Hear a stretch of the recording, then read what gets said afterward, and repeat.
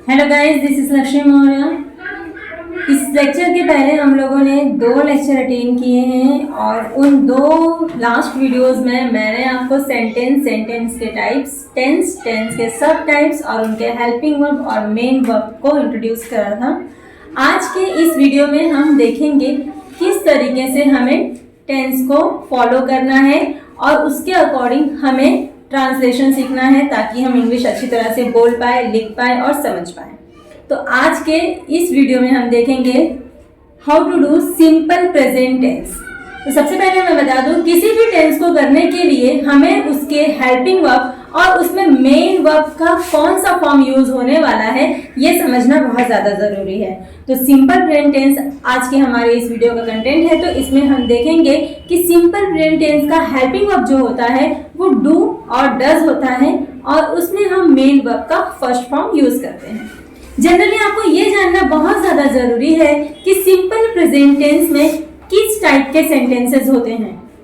तो simple present tense में हम एक रूटीनल सेंटेंस होता है जो हमारे रेगुलरिटी को शो करता है, ऐसे सेंटेंस बोलते हैं। जस्ट लाइक कि मैं खाना खाती हूँ तो ये रूटीनल वर्क है, मैं स्कूल जाती हूँ तो ये मेरे रूटीन में आता है, मैं मंदिर जाती हूँ, मैं खेलती हूँ, या फिर हमारे आदत को, हमारे हैबिट को शो करने के लिए या हमारे नेचर को शो करने के लिए हम सिंपल प्रेजेंट टेंस का यूज करते हैं। जैसे कि मैं ज़्यादा बात नहीं करती, मैं गरम खाना खाती हूँ, मैं ठंडी चीज नहीं लेती हूँ। तो ये एक तरह का नेचर, लाइक, डिसलाइक, हैबिट, तो ऐसी चीजों का जो इंक्लूडिंग करके ये हमारा सिंपल प्रेजेंट टेंस तैयार होता है।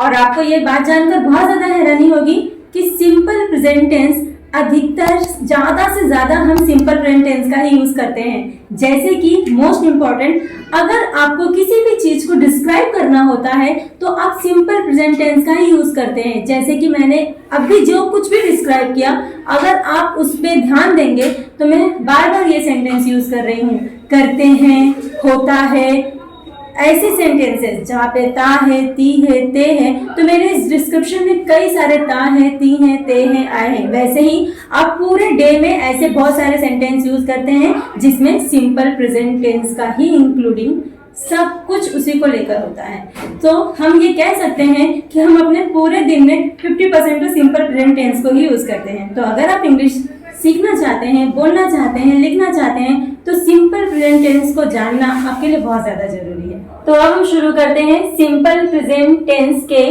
सेंटेंस फॉर्मेट्स को देखना कि उसके सेंटेंस किस तरह से बोले जाते हैं। जैसे सिंपल प्रेजेंट टेंस आप अगर अपने हिंदी लैंग्वेज में ऐसा कोई सेंटेंस कहते हैं जिसके लास्ट में ता है, ती है, ते है, ऐसे वर्ड आपको दिखते हैं, जैसे खेलता है, खाता है, आता है, जाता है, तो ऐसे सेंटेंसेस जो होते हैं वो सिंपल प्रेजेंट टेंस में काउंट कर लिए जाते हैं। और अभी थोड़ी देर पहले मैंने आपको सिंपल प्रेजेंट टेंस के बारे में ये बताया कि सिंपल प्रेजेंट टेंस में जनरली रूटीन वाले सेंटेंस, हैबिट को शो करने वाले सेंटेंस, या फिर नेचुरल, कोई नेचर, आपके नेचर को शो कर रहा है ऐसा कोई सेंटेंस, ऐसे सेंटेंस ही इंक्लूडिंग होते हैं। तो यहाँ पर हम सबसे पहले मैंने यहाँ पे एक कुछ सेंटेंसेस लिखे हैं, उस सेंटेंसेस को हम देखकर समझेंगे कि सिंपल प्रेजेंट टेंस के फॉर्मेट क्या होते हैं। तो सबसे पहले मैंने यहाँ पे लिखा है रोहन खेलता है, या हम विद्यालय जाते हैं, और वह बात नहीं करती है। तो रोहन खेलता है ये उसके रूटीन का काम है, हम विद्यालय जाते हैं ये हमारा रूटीनल वर्क है, वह बात नहीं करती है ये उसका नेचर है या उसकी हैबिट है, व्हाटएवर। तो ऐसे जो सेंटेंस होते हैं वो सिंपल प्रेजेंट टेंस में इंक्लूड होते हैं।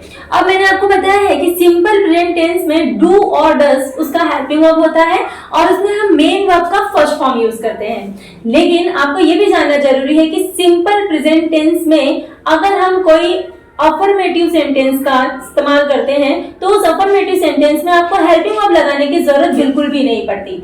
बस आपको सब्जेक्ट लिखना है, सब्जेक्ट के बाद हेल्पिंग वर्ब बिल्कुल नहीं लगाना है, सब्जेक्ट के बाद आपको मेन वर्ब का फर्स्ट फॉर्म यूज करना है। इतना आपको पता होना चाहिए ओनली फॉर अफर्मेटिव। और जो आप हेल्पिंग वर्ब यूज करेंगे ना, वो हेल्पिंग वर्ब आप यूज करेंगे नेगेटिव सेंटेंसेस के लिए या तो फिर इंट्रोगेटिव सेंटेंसेस के लिए। ओके, तो मैं यहाँ पर आपको कुछ यहाँ पे हमने कंटेंट लिखा हुआ है, तो उसको हम कैसे इंग्लिश में ट्रांसलेट करें, सिंपल प्रेजेंट टेंस कैसे बनाएं वो देख लेते हैं। जैसे यहाँ पे लिखा है रोहन खेलता है, तो जनरली हम मेरा अगर सबसे पहला वीडियो आप देखेंगे तो उसमें मैंने ये बताया है कि सेंटेंस फॉर्मेशन क्या होता है। अभी ये खेलता है सेंटेंस, हाँ मैं सेंटेंस की बात कर रही हूँ। अब रोहन खेलता है तो ये एक असर्टिव सेंटेंस है। अगर मैं बोलूं रोहन क्या खेलता है या कब खेलता है, कैसे खेलता है, कहाँ खेलता है, तो वो इंट्रोगेटिव हो जाएंगे। तो अभी हम क्या कर रहे हैं, असर्टिव सेंटेंस देख रहे हैं। असर्टिव सेंटेंस में अफर्मेटिव नेगेटिव दोनों फॉर्मेट्स होते हैं। अफर्मेटिव मीन सकारात्मक, नेगेटिव मतलब नकारात्मक, जिसमें नो, नॉट, नेवर जैसे शब्दों का इस्तेमाल किया गया हो। तो यहाँ पे मैंने जब लिखा रोहन खेलता है, दैट मीन्स मैं सब्जेक्ट लिखूंगी और फिर उसके बाद हेल्पिंग वर्ब बिल्कुल भी नहीं यूज करूंगी, मैं यूज करूंगी मेन वर्ब का फर्स्ट फॉर्म। तो मैंने लिखा रोहन, ओके, रोहन खेलता है तो हेल्पिंग वर्ब नहीं यूज करना है, मेन वर्ब यूज करना है। तो मैंने लिख दिया प्ले। अब आपको ये बात ध्यान देना है कि आपका जो सब्जेक्ट है वो सब्जेक्ट सिंगुलर है या प्लूरल। तो रोहन क्या होगा, सिंगुलर होगा या प्लूरल होगा, या दैट्स करेक्ट। रोहन जो है वो एक सिंगुलर सब्जेक्ट है। तो सिंगुलर सब्जेक्ट के इस्तेमाल करने के समय आप हेल्पिंग वर्ब तो यूज कर नहीं रहे हैं, तो मेन वर्ब में एस या फिर ईएस अकॉर्डिंग टू कि मेन वर्ब कैसा है। तो यहाँ पे प्ले है तो मैं प्लेज लगा दे रही हूँ, रोहन प्लेज। मैंने ऐसा क्यों किया, क्योंकि रोहन सिंगुलर है। सिंगुलर अगर वहां पे सब्जेक्ट होता है तो आपको वहां पे मेन वर्ब में एस और ईएस पुट करना है। अब यहाँ पे दिखा है हम विद्यालय जाते हैं। हम मीन्स कई लोग होंगे, या मैं हूं, मेरे साथ और भी लोग हैं, तो मैंने हम बोला, वी। तो वी जो है एक प्लूरल सब्जेक्ट है। प्लूरल सब्जेक्ट मैंने यहाँ पे लिख दिया वी। और इसके लिए भी सेम फॉर्मेट है, आपको हेल्पिंग वर्ब तो यूज करना नहीं है क्योंकि ये अफर्मेटिव सेंटेंस है। सो वी और जाना है, इसमें कौन सा काम हो रहा है, जाने का। तो हमारा जो मेन वर्ब है वो होगा गो, वी गो। तो मैंने यहाँ पे गो यूज किया है। अब मैं यहाँ पे एस और यस नहीं यूज करूंगी, क्यों, क्योंकि ये वी प्लूरल है। रोहन सिंगुलर था तो मैंने एस यूज किया, लेकिन वी प्लूरल है तो मैं जस्ट लिखूंगी वी गो। कहाँ जाना है, डायरेक्शन है, इसलिए टू का भी इस्तेमाल करेंगे। We go to school. तो आपने ये दो चीज में एक देखा कि हमने यहाँ पे हेल्पिंग वर्ब का इस्तेमाल बिल्कुल नहीं किया, जबकि सिंपल प्रेजेंट टेंस के पास हेल्पिंग वर्ब डू डज होता है, बट अफर्मेटिव में नहीं यूज करना है। अब यहाँ पर हमने रोहन लिखा और वी लिखा, रोहन सिंगुलर है इसीलिए हमने मेन वर्ब में एस लगा दिया, और यहाँ पे वी प्लूरल है इसलिए यहाँ पे मेन वर्ब में हमने कुछ भी ऐड नहीं किया है। अब यही वह बात नहीं करती है, ये है तो assertive sentence but negative form है, और नेगेटिव फॉर्म में हमें क्या डू और डज इस्तेमाल करना है। डू और डज केवल सिंपल प्रेजेंट टेंस के अफर्मेटिव सेंटेंस में डू और डज यूज नहीं करते, बाकी सब जगह करते हैं। तो वह बात नहीं करती है, तो फॉर्मेट यही है शी। फिर यहाँ पे हमें हेल्पिंग वर्ब इस्तेमाल करना है, याद रखना, subject, helping verb, main verb, object, ये कभी नहीं भूलिए। शी सिंगुलर है तो डज, प्लूरल है तो do. She does not talk. Understand? तो ये इस तरीके के सेंटेंस बनेंगे। तो जैसे अभी हमने देखा कि सिंपल प्रेजेंट टेंस के अफर्मेटिव सेंटेंस और नेगेटिव सेंटेंस को किस तरह से हमने ट्रांसलेट किया। यहाँ पर हम देखेंगे कि सिंपल प्रेजेंट टेंस के इंट्रोगेटिव सेंटेंस को किस तरह से ट्रांसलेट करना है या फिर किस तरह से बोलना है इंग्लिश में।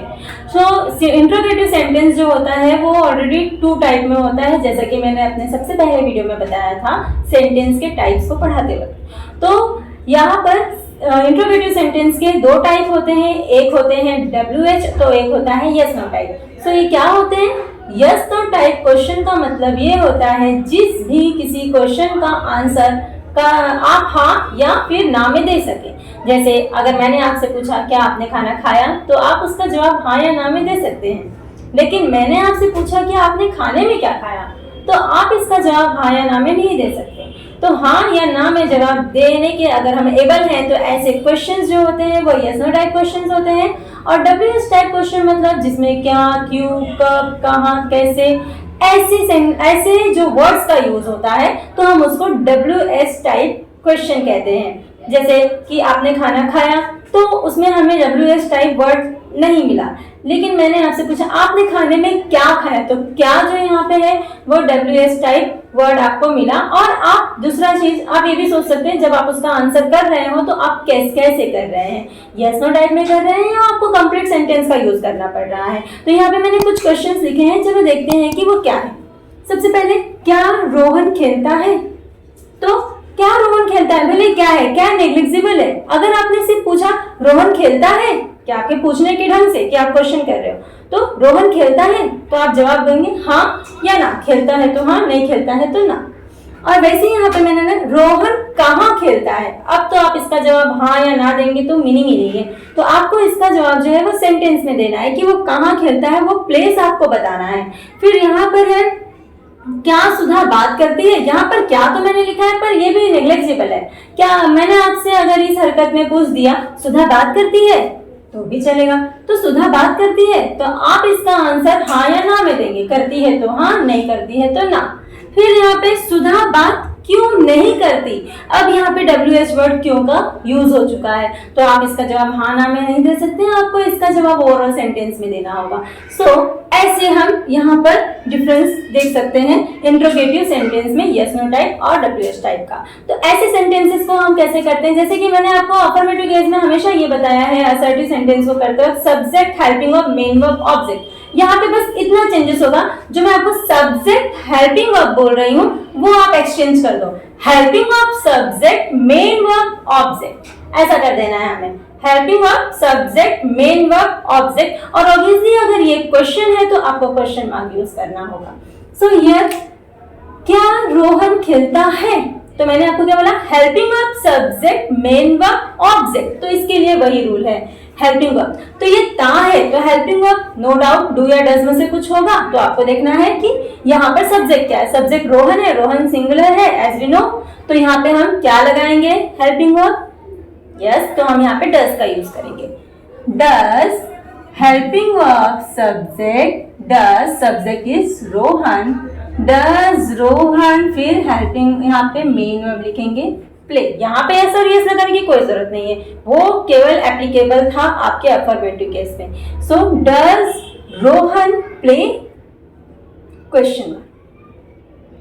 अब यहाँ पर है रोहन कहाँ खेलता है, अब सेम चीज यहाँ पर इस्तेमाल कीजिए, रोहन कहाँ खेलता है, helping verb subject main verb object. So Rohan,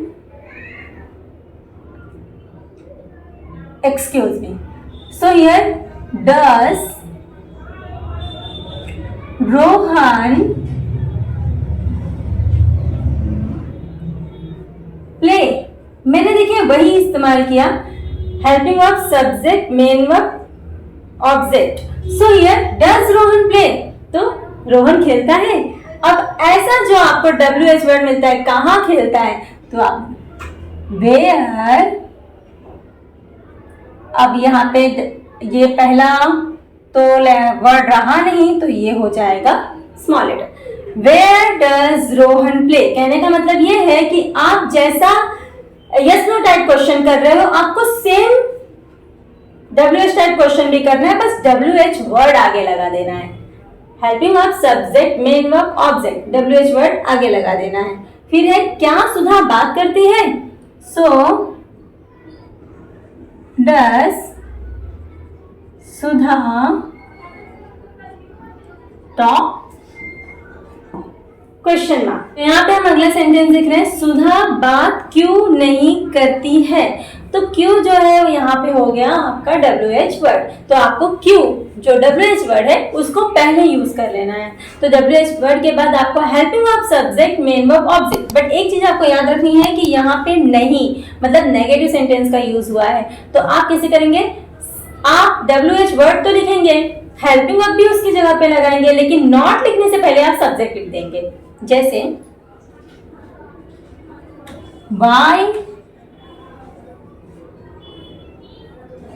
does helping verb, फिर आपको सुधा लिखना है, ये नेगेटिव है नो डाउट, सॉरी, ये नेगेटिव है नो डाउट, बट आपको क्या करना है, वाई डज सुधा नॉट, आपको सुधा लिखने के बाद मतलब आप सब्जेक्ट को उसके हेल्पिंग वर्ब से जुदा नहीं कर सकते, नॉट आएगा तो भी, तो आप subject helping verb then not का इस्तेमाल करेंगे।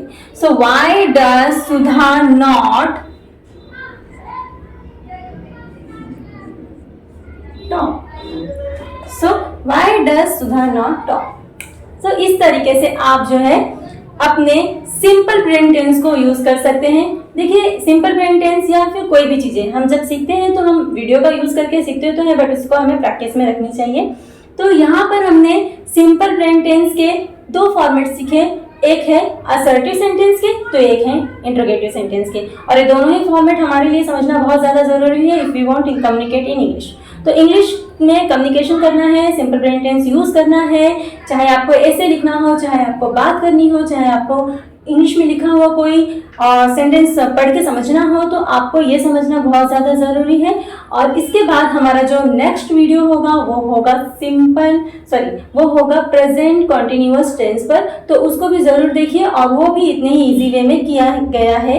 जैसे कि अगर आपने सिंपल प्रेजेंट टेंस के इन सब फॉर्म्स को बहुत अच्छी तरह से समझ लिया है तो आपको कॉन्टिन्यूअस में ज़्यादा टाइम देने की ज़रूरत नहीं पड़ेगी।